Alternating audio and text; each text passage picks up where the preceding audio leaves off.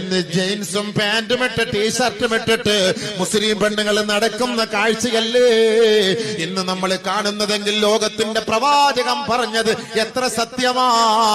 1000 വർഷങ്ങൾക്ക് മുമ്പ് പരിശുദ്ധമായ മദീന പള്ളിയുടെ ഉമ്മറപ്പടിയിലിരുന്നിട്ട് അല്ലാഹുവിന്റെ റസൂല് പറഞ്ഞില്ലേ, ഒരു കാലഘട്ടം വരും കേട്ടോ, അന്ന് ആണുങ്ങൾ പെണ്ണുങ്ങളുടെ വേഷം ധരിക്കുന്നവരായിരിക്കും, പെണ്ണുങ്ങൾ ആണുങ്ങളുടെ വേഷം ധരിക്കുന്നവരായിരിക്കുമെന്ന് ലോകത്തിന്റെ നേതാവ് മുത്തു മുഹമ്മദ് മുസ്തഫ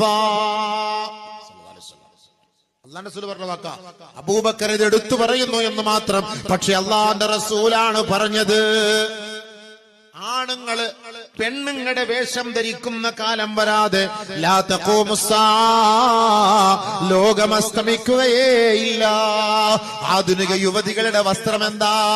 പണ്ടുള്ള യുവതികൾ ധരിച്ചിരുന്നത് കണ്ണ് മാത്രം കാണത്തക്ക നിലയിലുള്ള വസ്ത്രമായിരുന്നുവെങ്കിൽ ഇന്ന് ചെറുപ്പക്കാരുടെ അംഗലാവണ്യങ്ങൾ, ചെറുപ്പക്കാരികളുടെ അംഗലാവണ്യങ്ങൾ മുഴുവനും വെളിയിൽ കാണത്തക്ക നിലയിലുള്ള വസ്ത്രമല്ലേ ഈ ആധുനിക യുഗത്തിലെ യുവതി യുവാക്കൾ ധരിക്കുന്നത്.